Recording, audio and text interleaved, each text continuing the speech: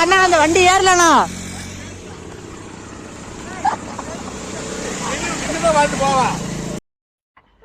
நக்கு செத்த பையல மூஞ்சி மோரையும் வரும், மூஞ்சி மோரையும் பண்ணி பருவலா.